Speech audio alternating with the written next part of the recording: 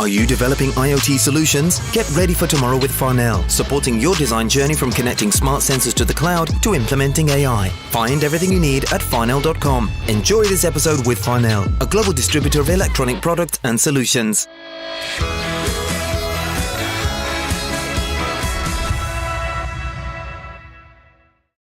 Hello and welcome to the AV Forums Movies podcast for Monday, the 22nd of August, 2022. Tonight, I'm joined by a full house. We've got Mark Costello. Evening all. Simon Crust. Do you feel lucky, punk? And Tom Davies. I'm here. Let's go straight to competitions. Mark, do you do the honors? Yes, I will. So it says you can win a whopping 9 titles from my fantastic August top 10 Blu-ray article, Kaz. Come on, you can sell it more than that. Including Frankenstein, The Creature from Hell, The Mummy, Memoria, Monster, Downton Abbey, which is a bit of a cheat because it did not make my top 10, Raw, and all of Criterion's August titles. We've also got a load more Blu-ray competitions, plus 4K Patreon competitions for some amazing limited edition box sets, including Dog Soldiers, Event Horizon, and The Vivitch. So head over to avforums.com/competitions to enter. All competitions are open to eligible AV Forums members resident in the UK. Dog Soldiers, 10 out of 10. Nice. Don't jump the gun. We're coming to that. Very, very controversial scoring there. Previous competition winners. Krish won a copy of Green Lantern Beware My Power on Blu-ray. Davo SDW won True Things on Blu-ray. Rymac won the last podcast exclusive, which was Resident Evil, the final chapter on 4K. And Patron Mike Mag won The Responder on Blu-ray, and Patron Matt WB won Red Sonja on 4K. Ooh, nice. Good work, peoples. Good work. We're going to go straight into movies. Ooh. And what have you seen at the cinema, Tom? Me? Nope. I've seen Nope, and I've seen Orphan First Kill. Oh. And I think Orphan First Kill was the better of the two. Nice. No, that's a lie. No. That's a lie. I want to live in the world where that is so true. I think most people would like that. But before I say anything about Nope, though, what I will say about Orphan First Kill is that, like, in the last half hour, it properly won me over. Like, I ended up having quite an enjoyable time with it, which I absolutely did not expect. I was perfectly ready and willing and primed to totally rubbish it, but I didn't need to. Like, 45 minutes, an hour of it is absolute garbage, and then half an hour of it is so good that it almost mitigates the previous like nearly an hour of rubbish. Love it. So it's this year's Malignant then? No, it's that structure for sure, but it's less knowingly crap than Malignant. Oh, like, Malignant is like purposefully super cheesy for the first like 45-50 minutes, right? Like everyone talks like it's a movie from 2001. Yeah, but the payoff though, because it goes so batshit insane at the end. Yeah, though, but the payoff isn't enough in First Kill. Is it not? It's not wise enough at the beginning and stupid enough at the end to match up to Malignant. But it's got that kind of pattern to it where by the end of it you're like, that turned out okay. That turned out fun. I am sold. Yeah, don't go to the cinema to see it. Although, actually, maybe do. It might be the last thing you ever see at the cinema at this rate. I don't know. But so Nope, it was is worth seeing at the cinema. Nope is worth seeing at the cinema. Nope is very definitely worth seeing at the cinema. Okay. It is. It's Jordan Peele's latest movie. It's his most visually adventurous movie to date, for sure. Most big budget? I think it's his biggest budget, and it's evident in the scope and scale of it. It's absolutely fascinating. There have been, well, just to sort of summarize it without spoiling it, it's a brother and sister who live on a ranch who spoilers That's hilarious. And they supply horses to Hollywood productions, commercials, TV, that sort of thing. Only their horses start going a bit crazy and a bit weird. And as they discover what is making the horses go a bit crazy and a bit weird, things get a bit mental. Dun, dun, dun. Yeah. I mean, I can't tell whether you liked it without you giving me a number. The number I'm going to give it is 8.3275. Recurring. And an 8.4 is my threshold. So sorry, nope. Sorry, nope. It's it was really good. It was really engaging. Excellent. It's like other Jordan Peele stuff. There is a little bit of a disconnect between the ideas and the execution. Like as with Us, the ideas are like up here, not but Us. where with Us, the execution was like here. With Nope, it's almost on par. And it goes into some really interesting ideas and mostly about what people will do for fame and what that fame will then do to people. And it's really brutal. They will spend their Monday nights on podcasts in the vain hope for fame, Tom. So, you know, these people will do anything this You don't need to hope for fame, Mark. We've got it. There was a Channel yes, I 4 forgot. program years ago. What would I do for fame? Wasn't it part of The Word or one of those late night shows? If it was People part of doing the the word, it most was probably disgusting utterly things. demeaning. Yes. Yes. Do we have to do stuff like that? So like snog grannies and stuff like that. There was I saw You some can weird start, one, Mark. No. puking up in a glass and drinking it. You know, I mean, it's just not nice. God. You can do it, Mark, Anyway. but we won't film it or No. broadcast it. Yeah. But we will laugh at it. Well, that's all right then. I'll get on it right now. I think if I was to see anything at the cinema, it would be Nope. But I've For sure. also heard good things about another film called The Feast. I don't know where I heard them from. Can you help me, Mark? I can. Although I was going to try and be a right smart ass there and give it its proper Welsh title, but yeah, I'm not, for fear of causing an international incident. The Feast is a cracking little Welsh horror film that has come out of a number of film festivals the back end of last year, generated some quite good buzz, and now it is upon us. It is a typical commentary on middle-class ennui, this time bristling with all the problematic of take consumerism, especially this time on its impacts on the environment. And it's basically a very bourgeois middle-class couple have a lovely dinner party, which is all about, look how wealthy I am and all that kind of stuff. They're all horribly dysfunctional, horrible people, corrupt politician, a misogynist, narcissist, hedonistic drug addict, you name it, all the worst traits of mankind wrapped up into this lovely nuclear family. And into this dinner party comes hired help, a little virtually mute girl who is just sat there watching, waiting, biding her time until the dinner party starts and all hell breaks loose. It is a very measured film. It's a very quiet film. It's all in the Welsh language. There's no English in it at all, but there's very few lines of dialogue at all, in fact. But it's all about building that slow sense of dread. And even though it's only 90 minutes, it's one of those films that takes its time but never feels slow, never feels labored. And it comes to a massively satisfying payoff with claret flying everywhere, all that kind of cathartic release, and all those horrible things happen to all those horrible people. It's a very, very good, effective little... It's a folk horror revenge film that...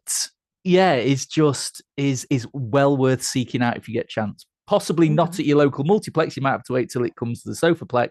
But either way, it's well worth sticking it on your radar or on your watch list. Well, or you better, as Tom already said, get out to your local multiplex, because we've got some trouble, haven't we? I mean, trouble at the mill. Yeah, so I'm sure that the hardware team already covered this, but seeing as with the movie team, I thought we'd just dip into it a little bit. This is the Cineworld news, which my take on is it's a little bit past its date. A brief background on the Cineworld situation. A group came in and bought Cineworld and Picture House in the UK. Their intention, which they succeeded in, was to become a massive player in the cinema industry, and they ended up owning the second largest number of screens in the whole world. So they did succeed in that, but they bought up Cineworld and Picture House, and then they moved on to the US and bought up Regal, and then they moved on to Canada and tried to buy up Cineplex, I think, which greedy swines went wrong. But their intention, a little bit Netflix style, was massively overspending with a hope that it would all come good in the end. They ran into a number of problems. There were problems with the valuation on Cineworld, so that immediately put them behind to the tune of several hundred million. And then there were problems when it was declared that it was a monopoly for the owners to have Cineworld and Picture House running in the same towns and cities. So even though they owned Cineworld and Picture House, they had to decide which one of those was going to exist. And in some cases, that meant two Cineworlds would suddenly spring up, which doesn't make any sense to the average punter, but that's how the monopoly world works. So they screwed up there. And then they got Regal, but they had huge problems with the Regal chain because a lot of the cinemas were run down and declared unfit for use, and they couldn't bring them all back to life. And then the last ditch attempt was to buy this Canadian chain, and then COVID struck. So they reneged on the deal and ended up, I think they lost like $1.5 billion and still didn't get the cinemas. So they ended up in a world of pain before COVID.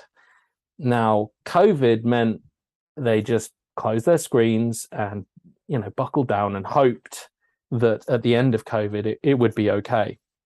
And I have to say, it's not great, but we've seen with Bond, we've seen with Maverick, and we've seen with Nope and Thor, there are people going to the cinemas, and there are people going to cinemas in reasonably healthy numbers, not the kind of numbers that are going to fix billions and billions of debt.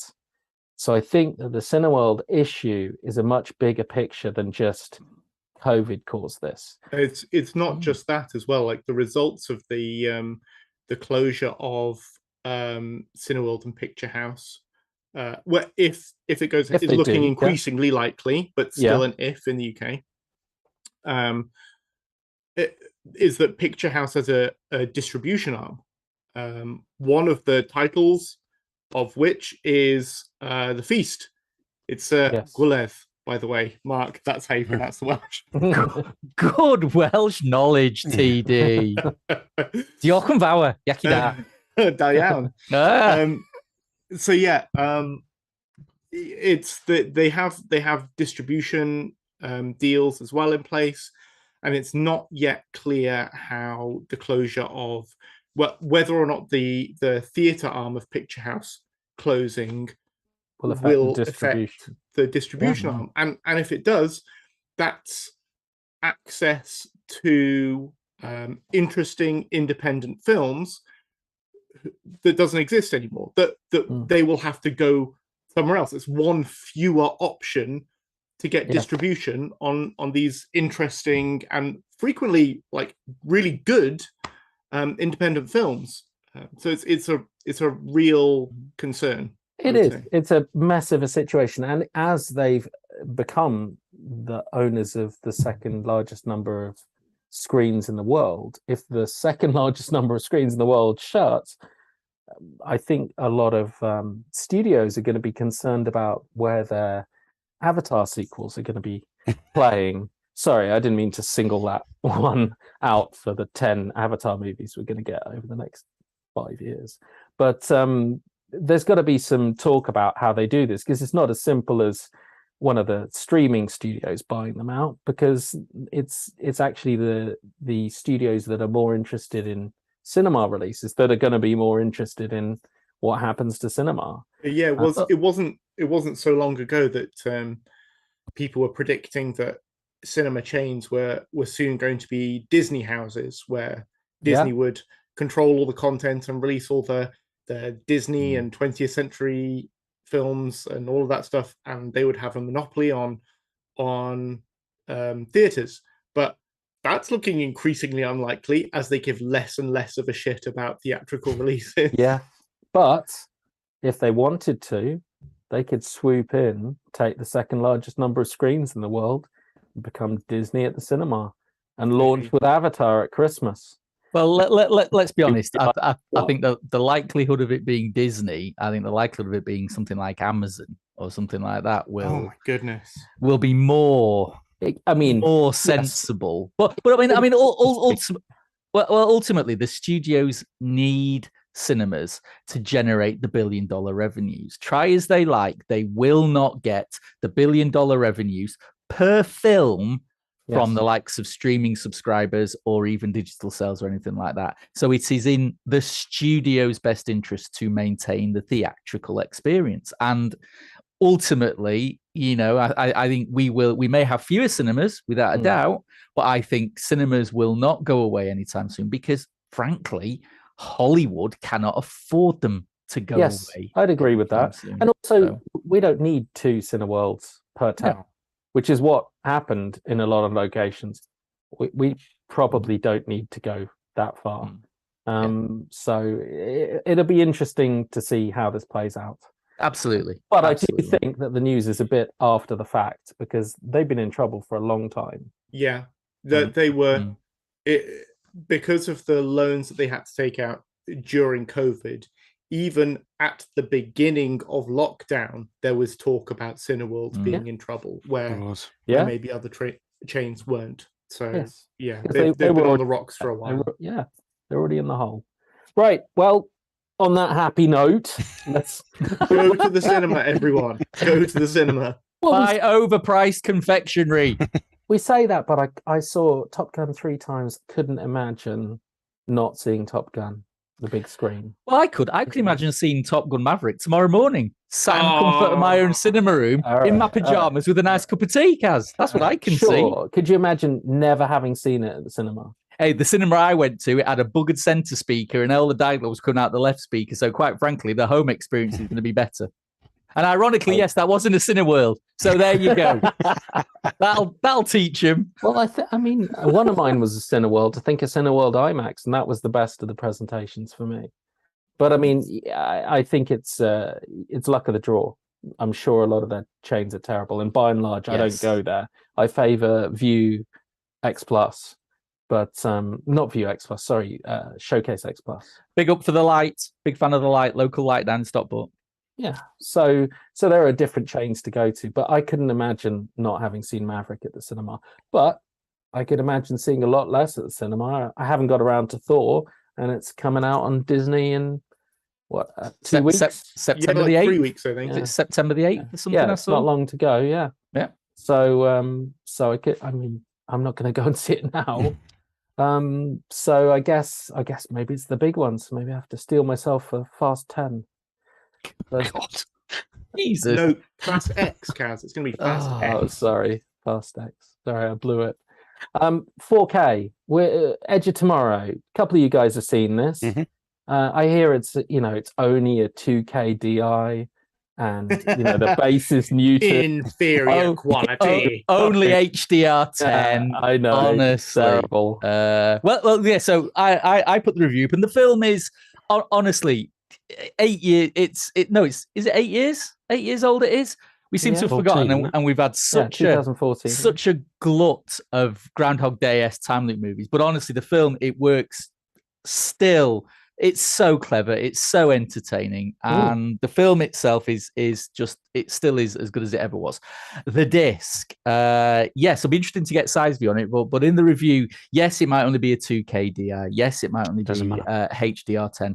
But honestly, when you do the side by side comparison, the picture quality is a significant step up on this new 4K disc. Yep. The overall color palette is slightly darker, but darker in the way that basically just adds a lot more depth to the shadows. It rounds edges, gives it a much more of a dimensionality than the frankly awful looking Blu-ray comparison that looks blown out. It's got an awful blue tint, and it is just an easy, a very easy. If anyone still now is bemoaning this, I'm not buying a 4K disc if it is not native 4K or have Dolby Vision. You are doing yourself a massive disservice. Yeah. Absolutely. So, Si, what say you on it, mate?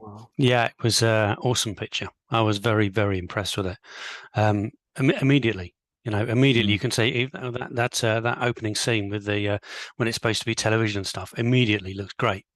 It blows the old Blu-ray out of the water, which is included. Ironically, is included in the set, isn't it? It's the same old disc. Absolutely.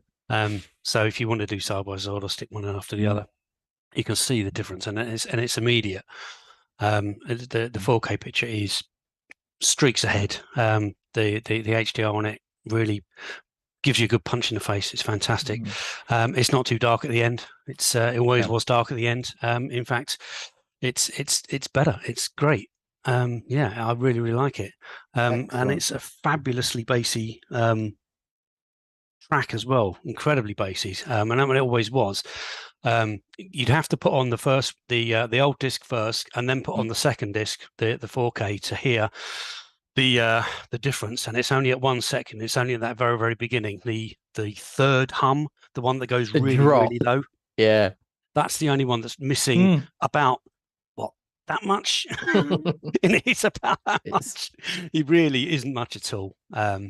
No, you wouldn't notice it. I was going to say, and that top layer more than makes up for it. Oh, absolutely. Such an aggressive overhead track as well. It's brilliant. But it's still there though, isn't it? Why even? And again, they give you the disc with that, the beloved bass drop of bass heads everywhere. Why neuter it at all? Unless there is some crazy technical limitation that we don't know about, it makes no sense when you've got the old track right there. Just give us that last little bit of extra bass, or at least tell us why we're not getting it. So, other than that, as Si said, it's a belting track. Absolutely belting track. Yeah. So big thumbs up for the disc, and this is one of those collector's editions. I don't mind forking out the extra for the tat because I got the tat one. Yeah. The tat feels right. It feels good tat. Good tat. Good tat. It's tremendous, but not quite a 10 out of 10 film. Unlike Dog Soldiers. Dog Soldiers, yeah. Yes. What a great set that is. Released today, in fact. So the world at large could now see it and see that it is actually worth the score that it was given. I love Dog Soldiers. I can fully understand the argument made that is its best film. It's always a contender between those first two. It is. Everything went downhill after that, Kaz. Went downhill after that. No, I wouldn't describe his career as downhill at all. Well, that's not how you did. That's not how you described Doomsday when I launched a passionate defense of it the other week. I wouldn't describe a career where every one of his successive films are worse than his first two films as downhill at all. Yeah. Anyway, depends whether you're at the top of the hill or the bottom of the hill. Yes. Oh, how the mighty have fallen. Yes, I love Dog Soldiers and I love The Descent. And Simon, your review really made me want to go out and get Dog Soldiers and give it a reappraisal because I haven't seen it for so long. And it sounds like they've done a good job with the 16mm. It's brilliant. Yeah, if you haven't seen it for a long time, then you haven't seen it at all because this transfer is absolutely awesome. Absolutely awesome. It's brilliant. I'm very much looking forward. I watched it today, and Si's right. If you've only ever seen sort of the Arrow 16mm, the Henry, Portrait of a Serial Killer, The Hills Have Eyes, and that's good 16mm, but it's 70s, sun bleached 16mm. You can tell there is a definite drop in quality, certainly in terms of fine detail between 35mm. But Dog Soldiers, honestly, in those opening shots in the tent, I'm thinking, hang on, are we sure this isn't 35mm here? The clarity is unbelievable. The grain is so fine in it. And yeah, I fully agree. So that is a 10 out of 10 picture. Absolutely. It's stunning. Not a 10 out of 10 film, though. Oh, I don't know. I've got I to think say it's it. the one to be. It's got more satisfaction. It's the more repeatability. It's the one that you would better than put The on. Godfather, Simon says. Better than The Godfather. Better than Paddington 2. I have had the chance to dip into Eureka's first foray into 4K. And this is interesting times because Eureka have got a lot of in good titles. Oh, and yeah. they've remastered, ready to go. This, their first 4K, is the start of something really quite special, because I get that they release a lot more niche stuff now, but they have a whole pile of titles that I want on 4K all of a sudden. The Ninja Trilogy in 4K. That's so second only Take to all my that money. was the Police Story Trilogy, which is what they chose over the Ninja Trilogy to go as their first Swines 4K release. Jackie Chan, probably my favorite trilogy of his. It's one of his most famous releases. Absolutely. And what's interesting about this is the third movie has never been released in HD in the UK. So Super Cop, it wasn't released by Eureka when they did the first two movies on a remaster on Blu-ray. And so they've got a hold of it and they've stuck it in here. And I rewatched all three of them. They look fantastic. Native 4K. Nice. They look gorgeous. And I watched the remastered Blu-rays and they're very nice, but there's an extra layer of vibrancy here and they look something special. It's not going to redo the movies because they were shot on a budget back in the day, but they do look pretty special. And it was very nice rewatching them. The second one still has for me my favorite scene, which is Jackie and a group of criminals fighting around a playground in the middle of the night. There isn't as much fighting in the third movie, and there is some in the first, but that fight scene and choreography is spectacular, shifting from hands to weapons and going around the playground, flipping out. It's tremendous. But I noticed when rewatching Super Cop, which is the third movie, that his movies are basically what everything he's done, all the stunts he's done, are basically what Cruise has taken and adapted in the Mission Impossible movies, except Chan didn't have any safety measures. No, he just did it. He's a maniac. It was that second one as well, where he jumped through plate glass as well and was hospitalized. Yeah, I know. What's that about? I jumped through the wrong window. He goes at the end, I jumped through the wrong window. He went through plate glass. He's an absolute maniac. But in the third one, so in the third one, he does some crazy stuff, but he does it all without any kind of safety measures that are really normal, like a rope attaching you, a safety harness or something. He even gets Michelle Yeoh, and if you asked her now to do these things, I think she'd be a little bit hesitant. But she gets on a dirt bike and she jumps onto a moving train. She rides up the hill and jumps onto a moving train. I mean, no, they had to CG Daniel Craig's face onto that happening in the Bond films. You know, it's fantastic to see. And in the outtakes, you can see the number of times she missed the train and went straight off the other side, got up and tried again. So you got Jackie Chan in the movie, and helicopter bad guy getting away. What's he going to do? Rope ladder dangling from the helicopter. I'm Jackie Chan. I jump on the rope ladder. I've got no safety harness. I'm just going to hold onto the rope ladder at the bottom of a helicopter. And it's like Fallout, except there's no safety harness. And then I'm going to get dangled above a train and I'm going to drop from the helicopter onto the train. He's the only actor in fact, the only man I think on the planet who's been hit by a helicopter perched on a moving train. I don't think that combination probably affected any other human being on the planet. Other than, but it's a fantastic set. It's coming. It's the tail end of September. It looks Can't wait. I've only got the test disc. I'm going to order the box set because it's excellent. Nice. Excellent. So I highly recommend pre-ordering that. Nice. We've also got a bunch of discs to look forward to. Just today, I think we heard for sure Pulp Fiction. Well, Pulp Fiction cropped up on a couple of retailers' websites for the 1st of November in Steelbook and regular edition over in the States. And they're already talking about War Dogs, so I guess it's a logical continuation. Yeah. We got Maverick, which is pushed to end of October because it's still making numbers, isn't it? I mean, it's just topped Black Panther and I think No, it was it Age of Ultron it beat? It hadn't just it hadn't Age of topped. Ultron. It hadn't. I think it was a couple of million quid shy of Black Panther in the States yesterday. Right. Okay. But in worldwide, it's top Black Panther or something, one or the other. But yes, it's doing really well. Yeah. It's still doing really well, funnily enough.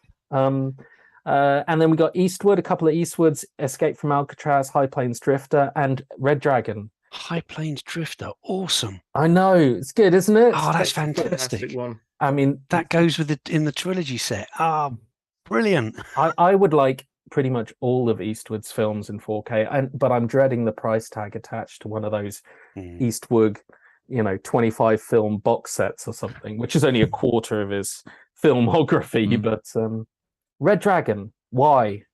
Where's my Manhunter?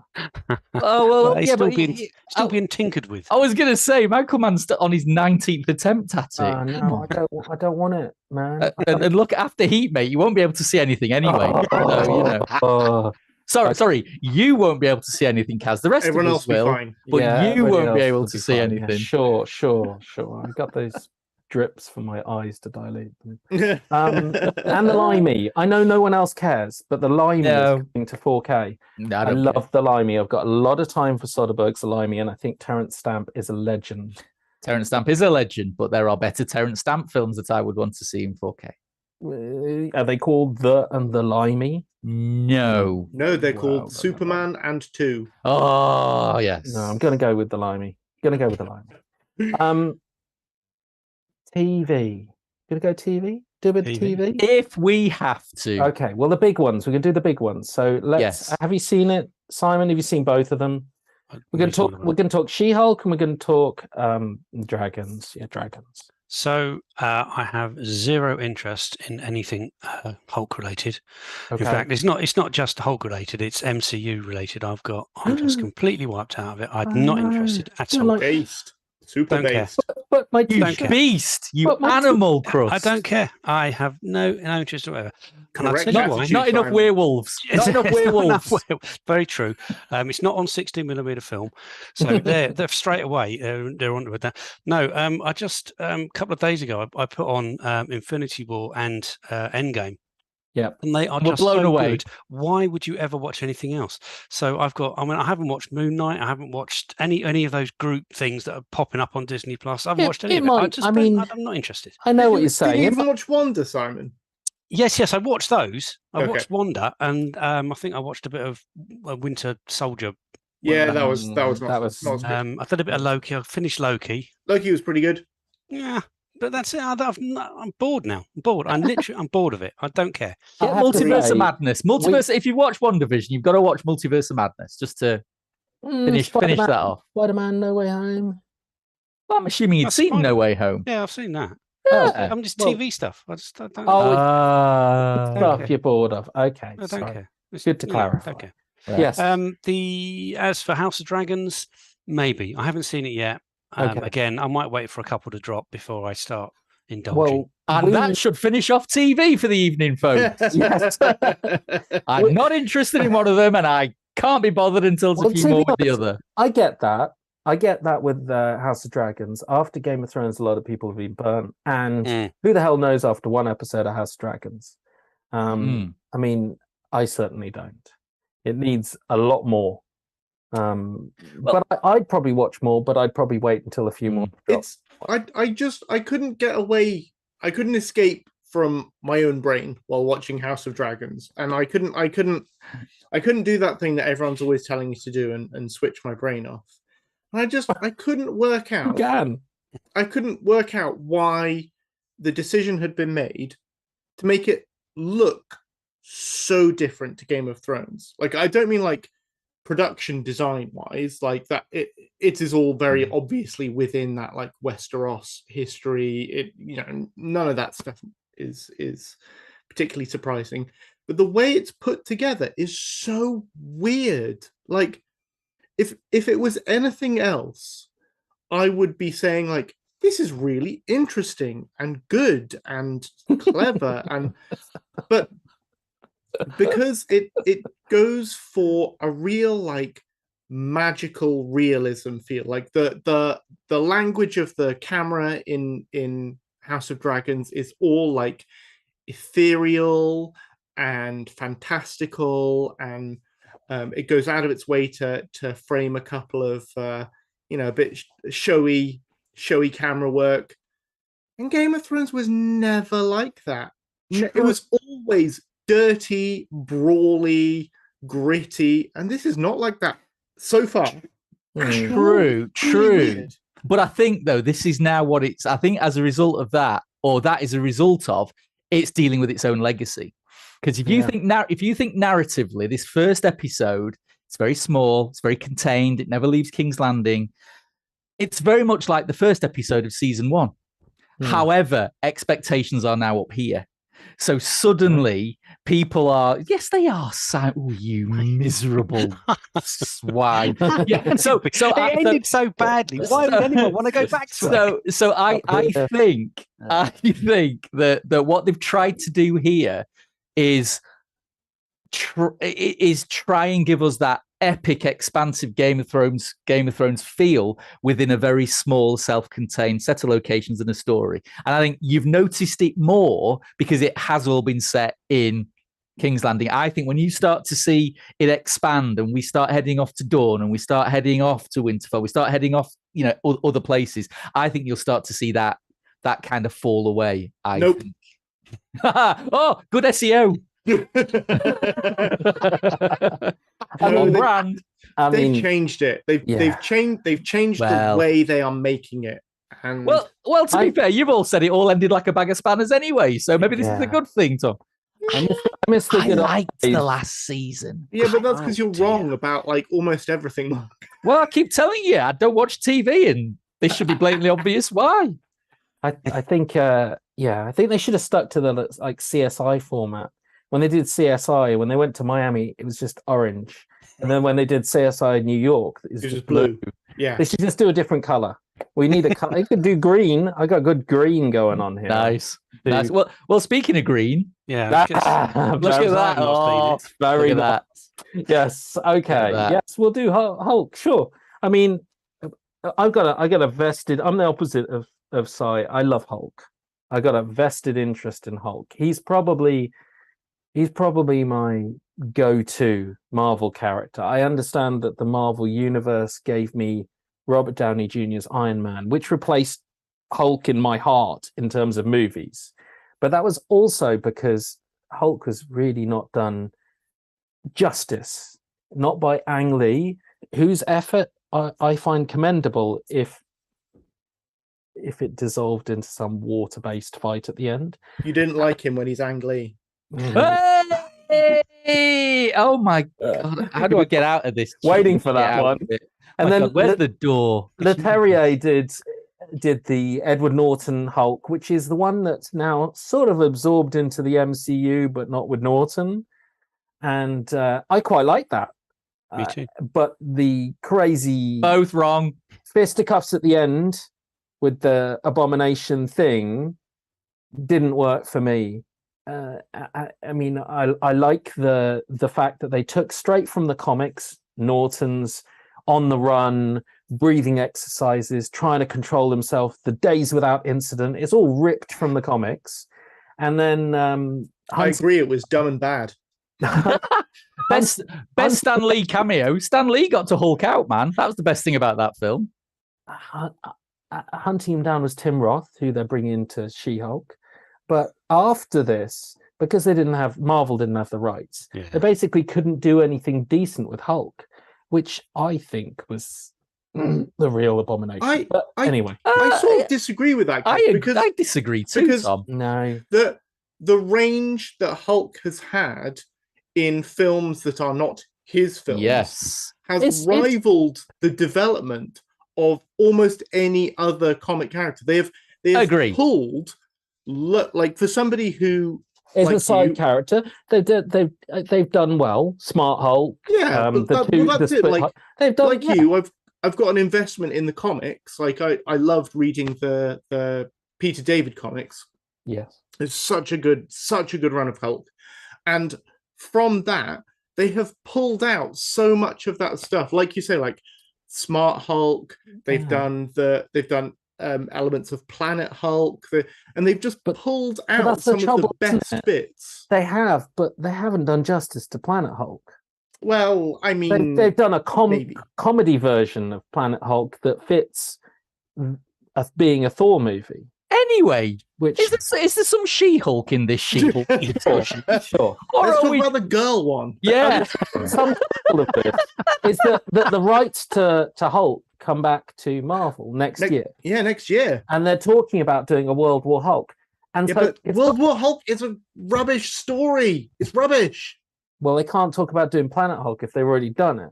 So She-Hulk, She-Hulk, She-Hulk. So they've put him in She-Hulk, which is the craziest of ideas for a TV show that only Marvel, in my opinion, would be audacious enough to pull off. Or have the budget for. It's a superhero Ally McBeal legal comedy thing, and it was a lot of fun. Like who's gonna do that kind of combo? Well, I agree, Kaz, but after episode 1, it's not that at all yet, is it? And we have this, and my only problem with She-Hulk episode 1 is that it was all the exposition, and it's all the exposition in a way that we are not going to see it anymore. That's it. I think we'll be lucky if we have any more Ruffalo, which would be a huge shame because he is awesome in it, and they have great relationship. We're gonna get Tim Roth. We're gonna get more Ruffalo, and we're gonna get the other lawyer. What other lawyer? The Marvel lawyer. We're gonna get Daredevil. There we go. That Spoilers. one. Spoiler. Right. Well, it's not a spoiler because it's not out, so It's in there. it's speculation. No, Sure, it's speculation. He's in the publicity materials. Yeah. I mean, it's in the publicity materials. The other lawyer, yes. So I think there's enough there. I wouldn't want it to be just those two, even though they had great chemistry. I really enjoyed it. It's got problems, and it is just an introductory first episode, but I had a lot of fun. Yeah, I liked it a bunch more than I thought I was going to. Yeah, I think I agree. Watched it out of obligation for tonight, really. Yeah. But actually going in with the expectations of, I'm just going to dick about on my phone while I'm watching. Nope, I didn't do that. I watched the whole thing and I quite enjoyed it. It was pretty good, yes. So I mean, think I very much enjoyed it too. It was light, it was frothy, it was fun. I don't think we're telling Simon, though. But this is No. I mean, I think of all of them, this would be the one that would have benefited if they dropped 2 episodes instead of just one. Yeah, so I that can see so that, that you yeah. could get more of the, well, what is the rest of the show going to be like? Because I Yes. don't think it's going to be anything like what we've seen so far. And I think but anyway, I don't think it's enjoyed going to be much about law any more than Ally McBeal. God was. damn it! Nope, there's going to be no the courtroom drama. Come in and say we can't do that. Yeah. I mean, let's be honest. You're not going to hire the Marvel law team, are you? If one of them hulks out when she gets a bit mad and the other one can't see, I'd want a different legal team, quite frankly. Oh dear. Well, anyway, that's good our TV. shulking. Yes. Good shulking. I would say that both the shows we covered this week are both shows that I walked into not expecting a great deal and walked out of going, yeah, I could watch more. Early promise. I mean, I certainly thought that Game of Thrones, House of Dragons was more than my rock bottom expectations. And I've got more interest in it than my rock bottom expectations of Power Rings. So we'll have to see how that pans out. Power Rangers. Yeah, that's what it feels like. Lord of the Rings. Wow, it's no wonder we never get Rangers. It's no Lord wonder of we the never Rings. get quoted in the PR materials for these releases, is it? Because we always give our own names to things that we don't like. Slightly better than the rubbish I was expecting. AV forums, 4 out of 10. Oh no, you gave it a number. Oh, sorry. No. Not total garbo on this occasion. Yes. Well, fingers crossed. What is it? Aggressively fine. It was. Game of Dragons, aggressively fine. You know who else is Okay. aggressively fine? What? Dirty Harry is aggressively fine. Wrong! He is. Dirty Harry is aggressively awesome. He is aggressively awesome. He's He is. very He's aggressive a either way. Superman. I know what you're Yes. thinking, punk. No, not the impression, Kaz. No, just don't. Oh, it's very good. I love them. I love all the Dirty Harry films. I love them all in very different ways. But why are we talking about Dirty Harry, Kaz? Give us some context. Okay, so Mark has seen all the worst films any listener and All viewer of them. imagine. Or he's seen all of them. The films that they probably even haven't even released. He's seen them, and probably on Shudder. And he's endured them and then talked about how bad they are. And when we won't let him review them, he still goes on to the forums and leaves a little review about how bad they are. Yes. He's seen everything bad, but he's never watched any of the Dirty Harry sequels. Nope. So Clint Eastwood, back in the day, made Dirty Harry in the late 70s, I'm going to say. No, early 71. 70s. 71. Yeah. It is 71 and then 73 and then 76. 76 because 83, 83, yes. and 88. So he did a bunch of Dirty Harry films, and Mark hadn't seen any of them. And we all were like, Mark, why haven't you seen them? So he picked up the Blu-rays and watched them just for this podcast. So now you have to hear us talk about the Dirty Harry films, especially since the competition today is to win the Dirty Harry collection. So for anyone out there who is I'm going to enter it again. Sorry, me too. I'm going to enter this. Awesome. I want to win this. Yeah, I'm gonna mark you both down as incorrect. Right. I haven't seen incorrect. I haven't seen The Enforcer or Sudden Impact or what? You haven't in ages. Oh, in I've seen them. Oh, right. I've seen in ages. I was like, I want to watch them again. Just went through this all with Mark. Yeah, I was going to the competition before I've given out the question to it. It's because they love Dirty Harold. That's what it is, you see. So. I watched them all. You lot didn't. I watched them all this week. I watched them in my mind whilst you were watching them, and I was very pleasantly surprised. So I was of the age where Deadpool was my first real sort of understanding of Dirty Harry at that age. And of course, by that point, I was all, who's that old fart who looks like me granddad? I'm not interested in him. I want me Stallone and me Schwarzenegger. So hence, the whole Dirty Harry thing passed me by. You see the first film because it's a classic, and you just get this impression that the sequels are plodding, leaden, the equivalent of cinematic dad rock. Which, given how much I love dad rock, I should really have enjoyed. But anyway, so, however, nothing prepares you for the majesty of Magnum Force. Oh, yes. So that first sequel, where you can see what Warner Brothers were going, they were looking over at MGM and going, "We'll have some of that Bond crap. We'll have some of that, right? Who have we got that can be Bond? I know, Callahan, and the excess that is Magnum Force. I mean, in the first act, Dirty Harry's at the airport. Why? Because it's the best burger in town." And yet he sees a commotion over in the corner of the concourse, and he strolls over and he sticks his head round the door and goes, "What's going on?" And the head of the airport just says to this random stranger, "We've got a hijacking situation." And Harry says, "Have you called the feds?" "Yes, we've called the feds." And he then looks at the camera and goes, "May I make a suggestion?" Yeah. And the next thing, he strolls onto strolls onto the tarmac as the least likely pilot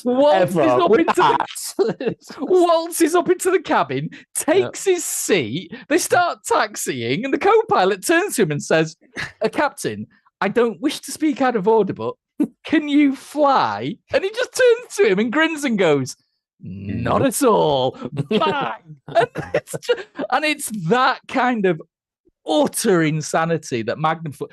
Honestly, I had no idea, but you can see Cobra in Magnum Force. Hell, you can see Commando in Magnum Force. It is there. If you love your 80s action films, you need to see Magnum Force. It's awesome. Utterly joyous. It's a disused idea from the first, I think, Dirty Harry script. Nice. Malik pitched it, or he was tinkering around with one of the scripts back in the day. It's but, awesome. It's a great idea about corrupt cops, and the notion being that there could be police out there doing vigilante justice on criminals. And exposing a side to Harry, because Harry, of course, in the first movie is a bit of a vigilante, and or is he? Is he just the right side of it? And so the second movie, it takes it to the logical kind of end, which is showing what real vigilante cops are like, versus Harry, who has to butt heads with them, He's got his own moral code. Very, very nicely done. I think it's Beautifully done. brilliant. And the faces as well. The corrupt motorcycle cops. There's David Soul, pre-Starsky and Hutch. He was a very handsome young man. You've got Robert Urich.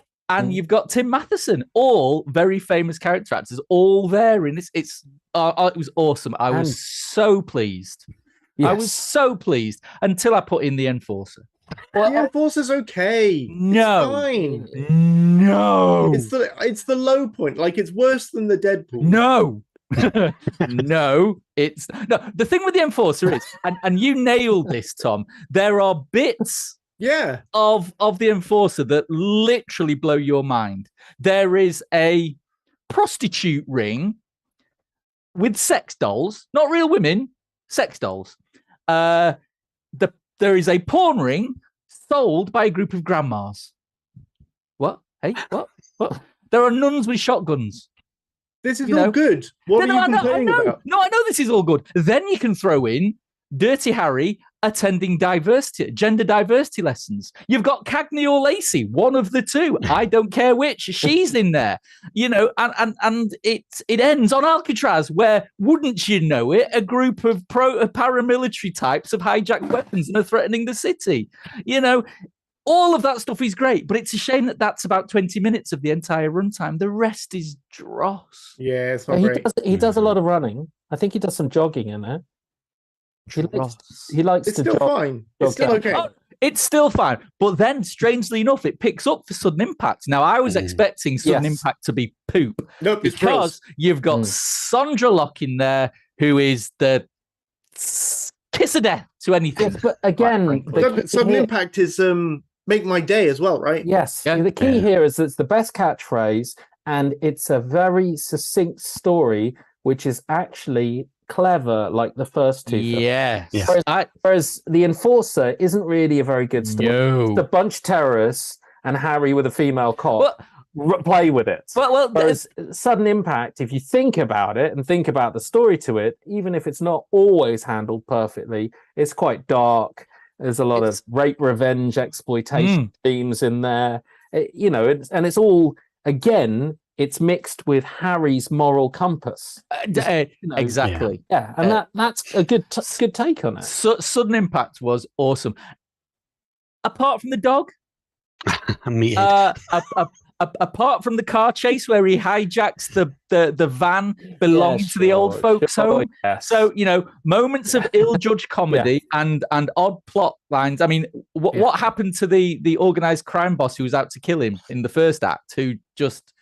But anyway, you're absolutely right. The Sondra Locke thing was a fascinating take on the 70s rape revenge thing. Yeah. Where you place Callahan in there again, like Magnum Force, where he's almost confronted with a mirror image of himself and his own sensibilities of what will I do for justice.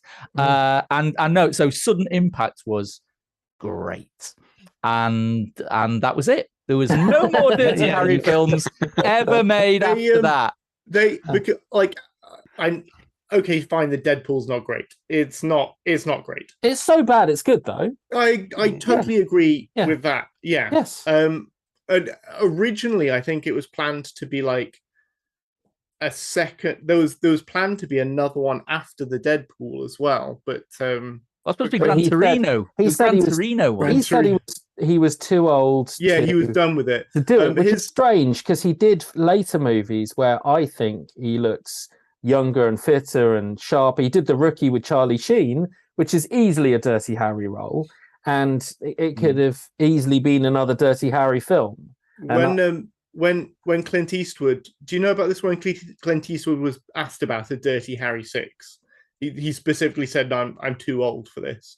And then someone said, like, "Okay, but if you had to," and his ideas were either Harry is retired, standing in a stream and fly fishing, gets tired of using his pole, and kaboom. I don't know what that idea is, but I like it. Would watch. Or Harry is retired and he chases bad guys with his walker. Or still better than the Deadpool. Harry owns a tavern, guys come in and won't pay their tab, so Harry reaches under the bar and says, "Hey guys, next shot's on me." That one, make that one. Nice. These are all like Clint Eastwood's ideas. These are his suggestions for Dirty Harry. These are things. not good. These are not good ideas. But they're still better than the Deadpool. I mean, come on. It's so bad. It's good. It's got It's Jim fun. Carrey. It's got Liam. No, it doesn't. It has James Carey. Yeah. Okay, sure. I mean, James Carey. It does. It's a horrendously. I mean, it's a bad film. It's got remote control car. Its main antagonist is a remote control. What is it? Stingray, a little Stingray car. It's enjoyably terrible. Yes, it is. I mean, it's still Dirty Harry. Dirty Harry, seriously taking it seriously when he's being chased around the city, San Francisco streets, bullet style, by a car that's like this big, going straight off. I mean, it's not ludicrous. It's not. You outwitted the car. Anyway, thank you for watching those for us, Mark. I watched those because you swines bullied me mercilessly for having not seen it. But you weren't glad. Now you're glad we did, yeah? Yeah. Yes. They were excellent. And if anyone like me thought that the Dirty Harry sequels were, films for your dad, think again. Go and watch Magnum Force. Go and watch Sudden Impact. They are classic action cop cinema. Would recommend. Nice. There we go. How about that? Okay. Well, I was thinking of saying that the 5 films, are they a metaphor for Neil Marshall's career? They go downhill after the first 2? No, because the third one is also X. Well, no, the fourth one. The fourth one is also X. The third sequel is what I meant to say. That could be Centurion, couldn't it? Because you had Dog Soldiers, Descent, and then didn't you have the terrible Doomsday? No, you had Doomsday. Terrible Doomsday, and then you had Centurion, which is okay. And then you go back down again to whatever. What about Game of Thrones? Yeah, that's no. We're talking about films, not I'm TV. discounting films. Not only films. He's in hell for the reckoning. Which bits of Game of Thrones did he direct? The season 2, wasn't it? Yes, the sea battle, the battle in the port at the end of season 2. Okay. That one. No, that's legit. We'll give him that. Yeah. So there you go. If you want to win a copy of the Clint Eastwood Dirty Harry 5-film collection on Blu-ray, you have to use the following question to select the correct answer from the competition page. And I'm assuming this is correct, but since we all agree Clint Eastwood's best Dirty Harry sequel is Magnum Force. Magnum Force. It's the best Dirty Harry movie. Okay. Yes, I would agree too. I would agree too with Tom. Let's not complicate the question. Oh, sorry. Yeah, because I'd kind of agree with that. But the question's still valid. The best Dirty Harry sequel is Magnum Force. We agree. Yes. The question is, what is the best Dirty Harry sequel according to the AV Forums movie scene? So good luck answering that. Yeah. I'm going to do a quick coming soon because it's going to be a month until you next get to hear our it isn't so for all the poor people. I'm glad everyone turned up just to say their fond farewells. But in our coming soon, over the next month until the next podcast, Tom's going to be finding out if we need more rings in Power Ring Lords, Lord of the Rings, Rings of Power. I know. We got that, Kaz, but thanks for just making that clear. I know all about the history of Middle-earth. I know all about it. It is my specialist subject. I am going to tear it apart. It's going to be really annoying when you like it. It's so annoying. You're like aggressively fine. But Tom, apart from all that, it was all right, wasn't it? Exactly. That's how I'm going to start that message. Yeah, I'm going to watch the final season. I'm the only one I think who watches it. Simon, do you watch C? Do I watch what? C. Jason Momoa, C on Apple. No. I'm the only one who watches this. Anyway, I have a lot of fun with Jason Momoa running around blind and killing people. And that's basically what C is. It's fantastic. I mean, you remember Rutger Hauer, Blind Fury? Mm-hmm. It's like Jason Momoa in some random past history that never existed, blind samurai ninja guy going around killing everybody. It's got Dave Bautista in it, who can see, and he still has to fight him, and his brother. I mean, spoilers. Yes. No spoilers there. None of that's a spoiler. I don't care. It's absolutely very entertaining viewing, and it's coming to a final season. Gutted. It was one of Apple's flagship vehicles. Yeah, it was one of their first Davies. Yeah, and I'm going to check out and see if it's a decent finish. And to be honest, I don't want it to end. Tom, I think, is maybe going to see if Forrest Whitaker is a little bit more normal in Star Wars Andor. Never. I'm hoping not, but it doesn't matter either way because I'm just going to fast forward to the bits with Stellan Skarsgård and just write a review of Stellan Skarsgård. Based on that, yeah. Nice. He is a good actor. That's it. That's going to be my review. To be your review. Give it a number. Maybe some Star Wars things happened, but Stellan Skarsgård is great. A Scandi Wars story. That's. I mean, that sounds interesting as well. Simon is going to watch 15 different cuts of Star Trek: The Motion Picture, each with an extra scene in them. Yes. In new 4K, supersized. I mean, it's a massive, Lovely. supersized box with the same size discs that you normally, but it's a bigger box. Are we going to be giving that away as a competition that we can fudge the results for and I can win? I mean, I'll work on it now. Yeah. No one on that. Is the box big enough for you to put the Mulholland Drive box in? I don't know. I'm going to try. I'll try a box eating competition later. Nice. But yeah, Simon's going to have to watch all three. Is it just 3 cuts? I feel gypped in that. Michael Mann would have given us 4. He wouldn't have put. No, he wouldn't. He would have put them all just together. released the most recent. That's all he would have done. Yeah, and I'm Pretend the pretty other three didn't exist. sure that means I'm going to have to do Final Frontier. Oh no. Yes. That's very sad. But then you make up for it with number 6, don't you? So Yeah, right. And I like the campfire scene. Maybe I'll just review the campfire scene. 8 out of 10. Done. There you go. Final Frontier is brills because it just makes the one good thing about it. The only good thing about it is that it makes a total mockery of Discovery, where Michael Burnham is Spock's sister, and they never once mention Spock's brother ever. They don't even acknowledge his existence. They do in Strange New Worlds. Which you would know if you would watch it. Yes. yeah. Maybe I will. worth a watch. Probably not. It's strangely worth watching. We're gonna check out a bunch of straight to streaming stuff. I mean, it doesn't sound good with these things. Disney's doing straight to Disney live action Pinocchio with Hanks. Is it Hanks? Hanks is doing it. I mean, Don't care. It's not. It hasn't boded well before for them. I'm not sure about that. Stallone's doing superheroes with Samaritan. Yeah, that one looks good. Trailer for that makes it look Gritty. Yeah, it looks Might like be all right. fun. I mean, low budget but gritty. Yeah, we'll see. And I'm actually excited for American Gigolo because I think that the Paul Schrader, Richard Gere film is done a huge disservice by a ridiculous title, and is a really, really dark 80s thriller. And I've got a lot of time for it. And boobies. Yeah, this not to be confused with the Rob Schneider movie. Yeah. This with John Barenthal, Punisher Barenthal, is not a remake. It is a continuation where the character left off 20 years after the thing that happened to him at the end of the first movie. Well, he doesn't look like a very old Richard Gere. He now looks like a very hot young John Bernthal. Yeah, he doesn't really look like Richard Gere. Yeah, I'm not sure the age completely. It might not even be 20 years, but it's the period of time that you would have spent where he went at the end of the first movie. I'm also going to see if David Cronenberg can still do body horror in his Crimes of the Future. Are we going to have a battle royale to decide who's reviewing that?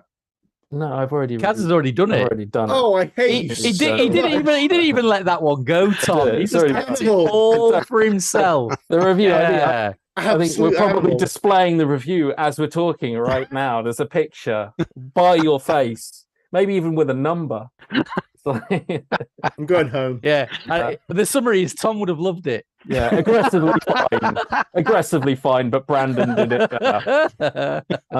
But do let us know if there's anything that we haven't covered or we're not planning on covering, because you can read our minds, that you think we should check out. It's always worth reaching out. Remember, Tom hasn't seen a shark movie in at least a minute. So Yeah. any you spot any There rubbish is shark coming movies out. coming up. I'm still working on that one where the two girls are trapped at the top of the tower with There's the a shark at the top Flying of the tower. shark. the flying Yes. Yeah, movie. yeah. Right. That was a lot of aggressively fine fun. It was. That's it for the AV Forums podcast this week. My thanks to both the hardware and movies teams. If you enjoyed the podcast, please give us a like and subscribe to the channel. Hit the notification bell so you don't miss out when you publish our live streams, product reviews, and more. You can follow us on Twitter and Facebook and bookmark avforums.com for the latest reviews, news, and videos. Plus, why not leave us a 5-star rating on whichever service you use if they allow it, but only if you enjoyed the show. I'm Cass Harlow. Thank you for watching and listening, and join us for the next podcast, 26th of September. Good night.